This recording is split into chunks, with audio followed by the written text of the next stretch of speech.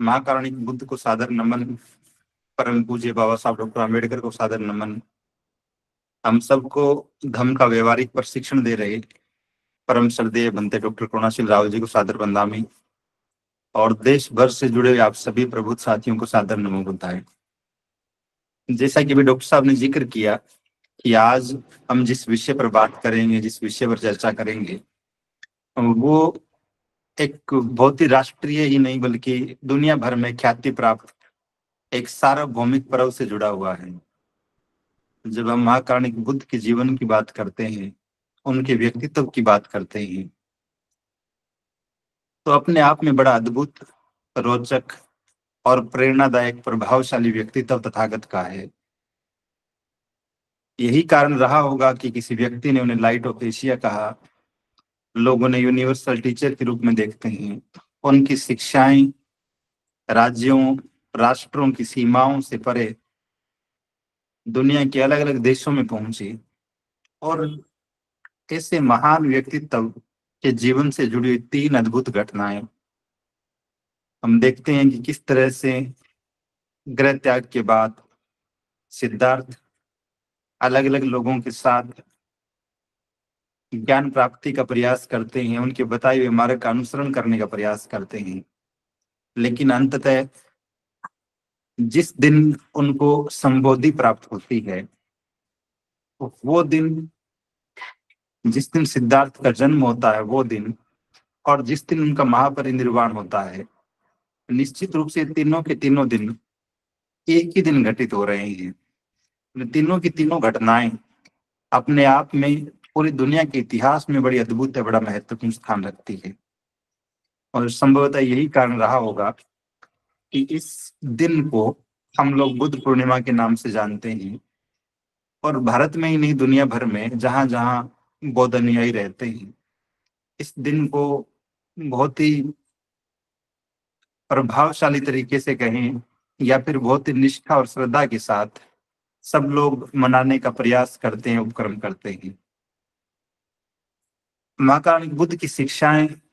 उनका व्यक्तित्व निश्चित रूप से इतना विराट है, इतना विशद है। वो जन कल्याण के लिए, मानव जाति के कल्याण के लिए, और मानव ही नहीं, सारे जीवों के प्रति मैत्री का भाव, निर्जीवों के प्रति भी मैत्री का भाव, इन तमाम शिक्षाओं ने, चाहे वो पंचशील की बात हो कि अष्टांगिक मार्ग की बात हो, 10 पारमिताओं की बात हो कि मध्यम मार्ग की बात हो, इन तमाम चीजों ने जिस सुखी और श्रेष्ठ जीवन की आधारशिला तैयार की पूरी मानव जाति के, संभवतः यही कारण रहा कि महाकारुणिक बुद्ध की लोकप्रियता, उनके विचारों की प्रासंगिकता आज भी निरंतर बढ़ रही है। और पिछले लगभग 2500 सालों से ये सिलसिला चलता आ रहा है कि इस दिन को, वैशाख पूर्णिमा के दिन को, हम बुद्ध पूर्णिमा के रूप में मनाते हैं। बाबा साहब डॉक्टर आम्बेडकर के जीवन को जब हम देखते हैं, चूंकि उन्हें हम अपना आदर्श मानते हैं, और बाबा साहब डॉक्टर आम्बेडकर एक तरह से मध्यस्थ हैं महाकारुणिक बुद्ध और, या फिर मध्यस्थ शब्द को मैं छोड़ दूं तो यूं कहा जा सकता है कि सही मायने में बाबा साहब वो व्यक्तित्व है जो हमारा हाथ पकड़कर हमें महाकारुणिक बुद्ध तक पहुंचाते हैं। तो इस कड़ी में जब हम बाबा साहब डॉक्टर आम्बेडकर को अपना आदर्श मानते हैं, निश्चित रूप से ये बात भी बड़ी महत्वपूर्ण हो जाती है कि बाबा साहब डॉक्टर आम्बेडकर का स्टैंड क्या था बुद्ध पूर्णिमा के प्रति, वो इस दिन को किस रूप में देखते थे। और 2-3 बड़े रोचक प्रसंग सामने आते हैं जब हम बाबा साहब डॉक्टर आम्बेडकर के जीवन का अध्ययन करते हैं। एक प्रसंग मैंने कई बार आप सबसे साझा किया है कि एक बार जब कुछ नवयुवक बाबा साहब के पास आते हैं और ये निवेदन करते हैं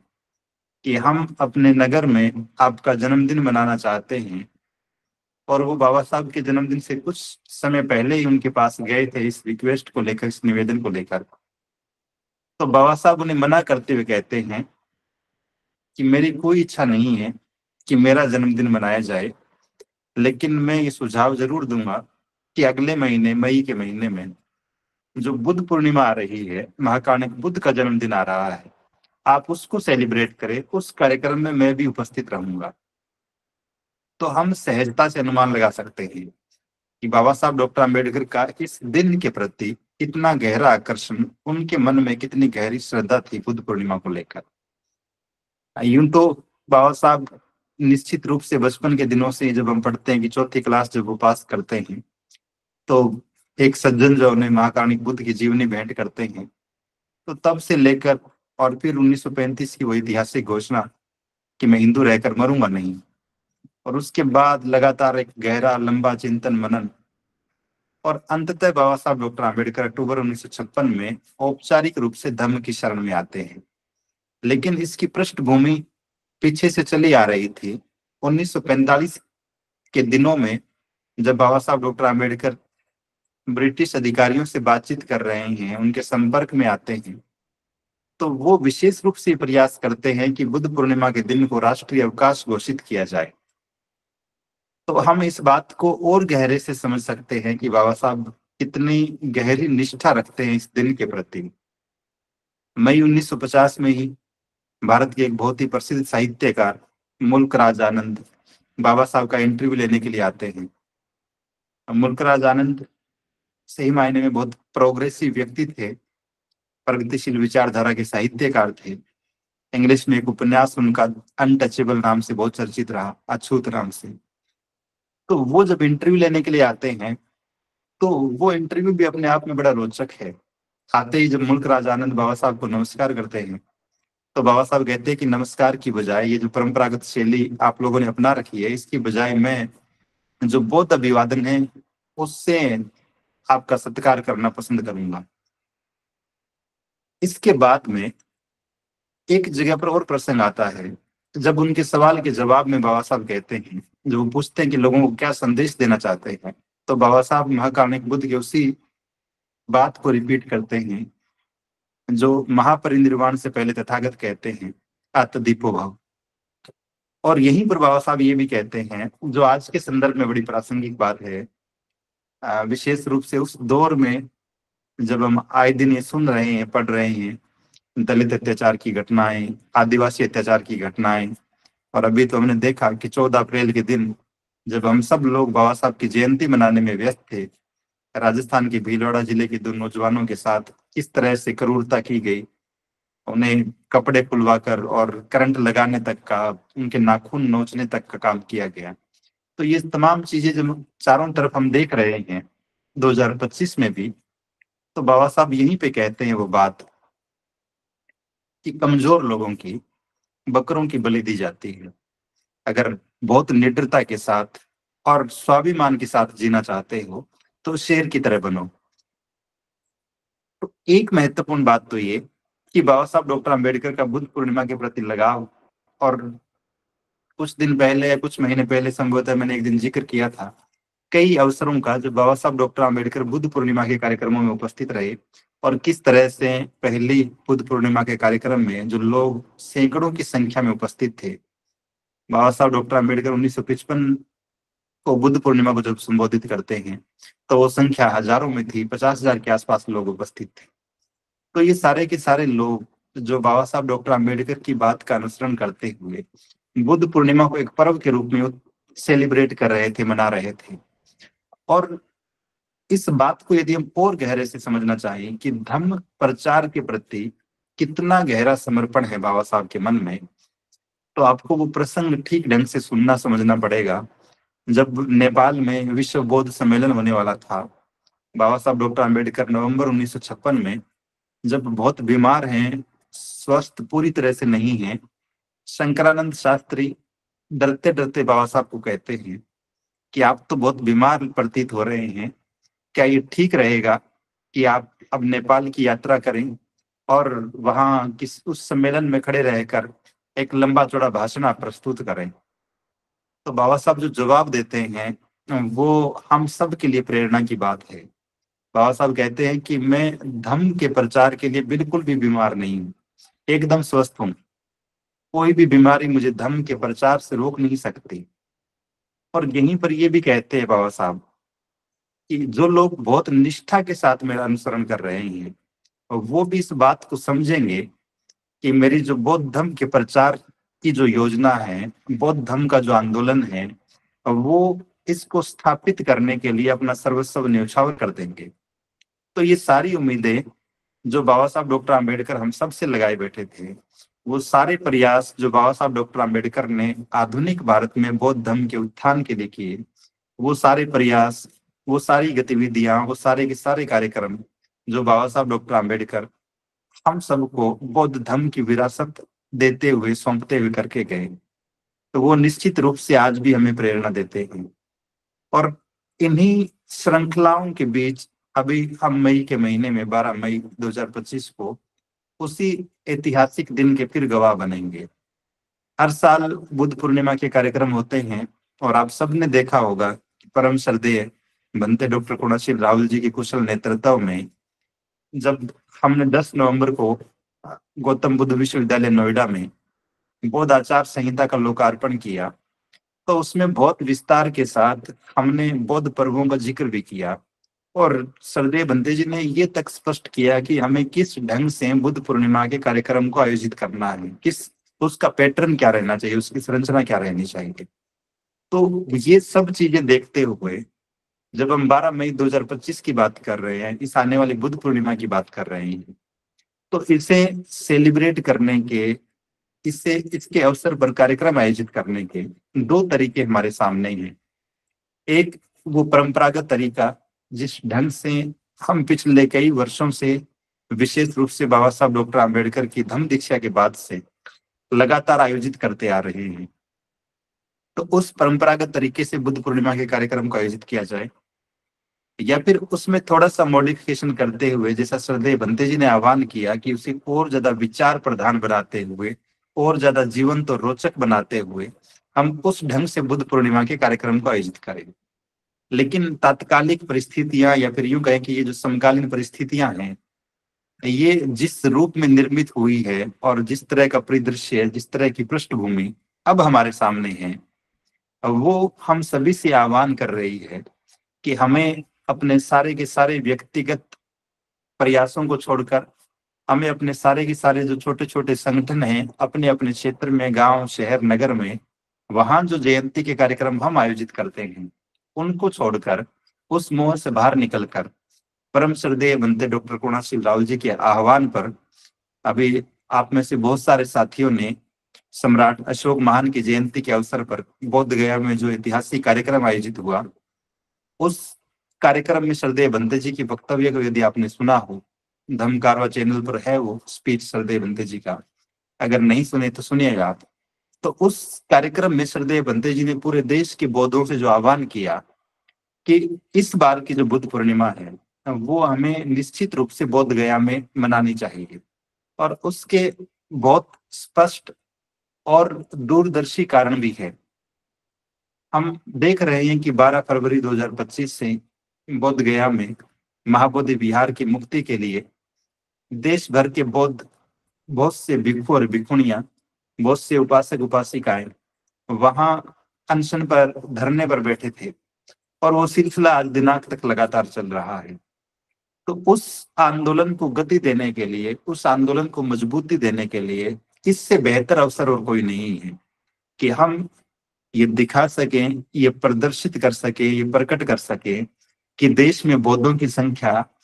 अपनी विरासत को पहचानने वाले लोगों की संख्या, उस विरासत को बचाने के लिए आगे आने वाले लोगों की संख्या निश्चित रूप से वो सैकड़ों में नहीं है, वो हजारों में नहीं है, वो लाखों में नहीं है, वो करोड़ों में है। और ये एहसास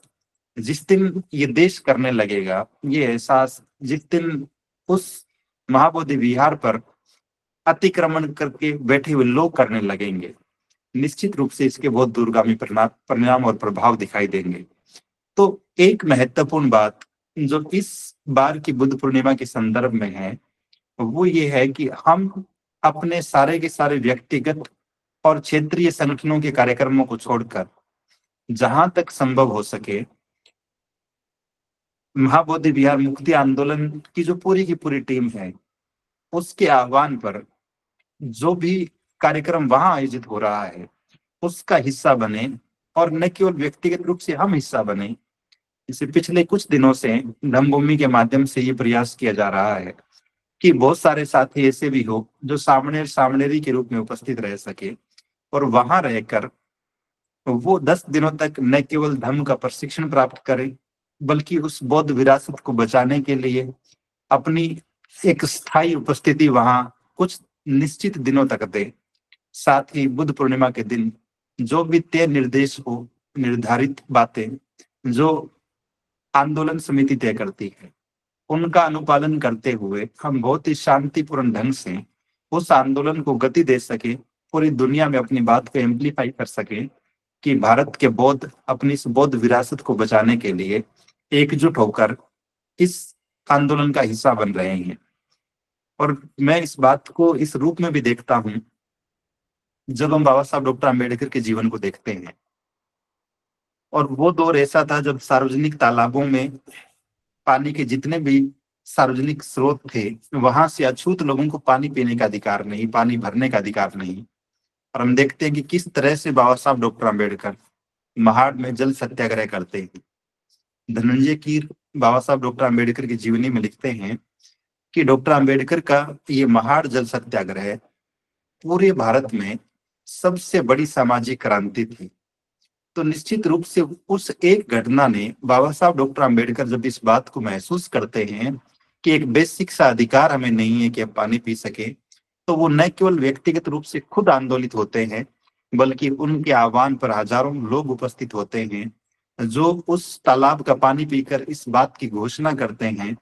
कि हम बाध्य नहीं हैं आपके इन सामाजिक बंधनों को मानने के लिए, हम बाध्य नहीं हैं आपकी इन घटिया ओछी मानसिकता वाले नियमों का अनुसरण करने के लिए, और अपनी मुक्ति का आगाज करते हैं, ऐलान करते हैं। तो वो जो सबसे बड़ी सामाजिक क्रांति है। फिर जब हम 1956 में आते हैं तो समझ में आता है कि बाबा साहब डॉक्टर आम्बेडकर के कुशल नेतृत्व में दुनिया की सबसे बड़ी धार्मिक क्रांति का सूत्रपात हुआ। और अक्टूबर 1956 में संभवतः मेरी ज्ञात जानकारी में दुनिया में और कहीं भी इतना बड़ा उदाहरण नहीं है कि एक साथ इतने सारे लोगों ने सामूहिक रूप से धर्मांतरण किया हो। तो ठीक इसी तरह से 12 मई 2025 वो दिन होने वाला है जब हम अपनी बौद्ध विरासत को बचाने के लिए सबसे बड़ी क्रांति का आगाज करने वाले हैं। तो इस कार्यक्रम में हमारी उपस्थिति निश्चित रूप से सबसे बड़ा योगदान है। हम धन से सहयोग कर पा रहे हैं कि नहीं कर पा रहे हैं, हम अपनी बौद्धिक प्रतिभा के दम पर कोई गीत, भाषण की आर्टिकल लिख पा रहे हैं कि नहीं लिख पा रहे हैं, लेकिन वहां उपस्थिति अपने आप में एक बहुत बड़ा योगदान है। तो इस निवेदन को जो सरदेव भंते जी और वहां महाबोधि बिहार मुक्ति आंदोलन की टीम लगातार कर रही है कि हमें यथासंभव इस कार्यक्रम का हिस्सा बनना है। और उससे भी बेहतर बात ये हो सकती है कि हम सामनेरी या सामनेरी के रूप में कम से कम 10 दिनों तक वहां उपस्थित रहें, उस कार्यक्रम का हिस्सा बने। एक महत्वपूर्ण बात यह भी है, कुछ साथियों के मन में ये सवाल आ सकता है कि एक दिन अगर लाखों लोग इकट्ठे हो भी जाएंगे, तब क्या सच में इसके पॉजिटिव रिजल्ट आएंगे, या फिर हम दूसरे दिन अपने आप घर लौट आएंगे और आंदोलन उसी दशा को प्राप्त हो जाएगा। जब हम पूरी दुनिया के आंदोलनों का इतिहास देखते हैं, चाहे वो रूस की क्रांति की बात हो, चाहे वो फ्रांस की क्रांति की बात हो, चाहे अमेरिका का स्वतंत्रता संग्राम हो, या फिर भारत के आजादी का आंदोलन, ये सारे के सारे आंदोलन निश्चित रूप से कम इस बात की ओर इशारा करते हैं कि कोई भी नहीं जानता कि कितने समय में कोई क्रांति, कोई घटना, कोई बदलाव होगा, कोई परिवर्तन होगा, चाहे वो सत्ता के परिवर्तन की बात हो, चाहे वो सामाजिक बदलावों की बात हो। तो ये कोई तय मापदंड नहीं है कि इतने दिन में हम इसे हासिल कर लेंगे, लेकिन ये बात तय है कि जितनी मजबूती के साथ, जितने सशक्त ढंग में हम अपनी उपस्थिति दर्ज करेंगे, हम अपने आप को बौद्ध वारिस के रूप में पेश करेंगे, निश्चित रूप से उसकी गूंज पूरी दुनिया में सुनाई देगी। तो एक महत्वपूर्ण बात तो ये कि हमारी उपस्थिति, हमारी प्राथमिकता ये हो इस बार कि हम 12 मई को निश्चित रूप से बोध गया पहुंचे, और जो सामने या सामने भी बनना चाहते हैं वो उससे पहले पहुंचे। दूसरी बात, कई बार होता है ऐसा कि बहुत सारे आंदोलन किसी अकुशल नेतृत्वकर्ता या अदूरदर्शी व्यक्तित्व की भेंट चढ़कर अपनी दिशा भटक जाते हैं। लेकिन जब हम परम श्रद्धेय बंदे डॉक्टर कुणाशील राहुल जी को देखते हैं, पिछले कई दशकों से लगातार धम्म में उनको योगदान को देखते हैं, उनकी कार्यशैली को देखते हैं, उनकी दूरदर्शिता को देखते हैं, तब ये बात बेहतर ढंग से समझ में आती है कि निश्चित रूप से आंदोलन ठीक दिशा में आगे बढ़ रहा है। जब कोई व्यक्ति विशेष, कोई एक आदमी किसी आंदोलन को लीड कर रहा होता है, तब इस बात की संभावना रहती है कि उस संभवतः विरोधी ताकतें उस एक व्यक्ति को हाईजैक कर लेगी, जिस तरह से हम अन्ना हजारे के आंदोलन के संदर्भ में देख चुके हैं। लेकिन जब पूरे देश के बौद्ध भिक्षु और भिक्षुणियां बहुत प्रतिबद्धता के साथ, और मैं तो ये बात बहुत गर्व के साथ आपसे साझा कर रहा हूँ, बाबा साहब डॉक्टर आम्बेडकर के मन में ये टीस रही, ये पीड़ा रही कि उस दौर के जो भिक्षु या भिक्षुणियां थे, भिक्षुणियां तो संभवतः बहुत कम रही होगी या न रही होगी, लेकिन जो भिक्षु थे, बाबा साहब की शिकायत थी कि वो धम्म प्रचार के लिए काम नहीं कर रहे हैं, धम्म की व्यवस्था को स्थापित करने के लिए काम नहीं कर रहे हैं। लेकिन आज जब हम बोध गया के भिक्षुओं को देख रहे हैं, वहां आंदोलनकारी भिक्षुओं को देख रहे हैं, तो निश्चित रूप से ये बात समझ में आती है कि हम जैसे ग्रस्त लोग जो दिन रात भिक्षुओं को कोसते रहते हैं कि भिक्षु कुछ नहीं करते, वो सारे के सारे भिक्षु भिक्षुणियां उस आंदोलन स्थल पर उस बौद्ध विरासत को बचाने के लिए अग्रिम पंक्ति में खड़े हुए हैं। और हम ये सोच रहे हैं अभी असमंजस की स्थिति में कि कब जाया जाए, जाए कि नहीं जाए। तो हम साधुवाद ज्ञापित करते हैं इस गूगल मीट के माध्यम से उन तमाम भिक्षुओं को, भिक्षुणियों को, जो इस आंदोलन को न केवल गति दे रहे हैं, न केवल मजबूती दे रहे हैं, बल्कि उसे और व्यापक और विस्तृत बनाने की मुहिम में निरंतर काम कर रहे हैं। तो अब उन नेतृत्वकर्ता भिक्षुओं और भिक्षुणियों के सामर्थ्य को या फिर उनकी क्षमताओं पर भरोसा करते हुए ये जरूरी है कि हम इस आंदोलन को और ज्यादा गति प्रदान करें। एक तीसरी और महत्वपूर्ण बात, जब बाबा साहब डॉक्टर आम्बेडकर की हम बात करते हैं, और आप कल्पना करिए बाबा साहब डॉक्टर आम्बेडकर अक्टूबर 1956 में जो कह रहे थे कि मैं 2 करोड़ लोगों को धम्म की दीक्षा दूं, और लाखों लोग उनके साथ आते हैं। 14 अक्टूबर को धम्म दीक्षा का कार्यक्रम हो रहा है, 15 अक्टूबर को हो रहा है, 16 अक्टूबर को चंद्रपुर में फिर दीक्षा का कार्यक्रम होता है जहाँ पे लाखों लोग आते हैं, और मुंबई में कार्यक्रम होना था लेकिन वो हो नहीं पाया। तो इसका मतलब ये है कि अनुयायियों की उपस्थिति, उनका अनुसरण किसी भी आंदोलन को हौसला प्रदान करता है, उसे मजबूती प्रदान करता है। तो इस आंदोलन में भी देश भर के बौद्ध अनुयायी यदि इसी प्रतिबद्धता के साथ, इसी हिम्मत के साथ इस कार्यक्रम का हिस्सा बनेंगे, तो निश्चित रूप से आंदोलन सफल होगा। तो एक सच्चा और अच्छा बौद्ध अनुयायी होने के नाते भी हमारी ये नैतिक जिम्मेदारी है कि हम इस मुहिम का, इस महाबोधि विहार मुक्ति आंदोलन का हिस्सा बने, ताकि श्रद्धेय बंते जी के माध्यम से जो आह्वान, जो निवेदन देश भर में पहुंच रहा है कि इस बार सारे के सारे बौद्ध, और न केवल बौद्धों से ये निवेदन किया जा रहा है बल्कि श्रद्धेय बंते जी तो बार बार ये कह रहे हैं कि जितने भी भिक्षु और भिक्षुणियां हैं देश भर में, जो अपने अपने विहारों में हैं, अपने अपने किसी निश्चित परिवेश में हैं, वो सब के सब बोध गया आए। तो इतने विराट, इतने विस्तृत और इतने व्यापक आंदोलन की नींव जब रखी जा चुकी है,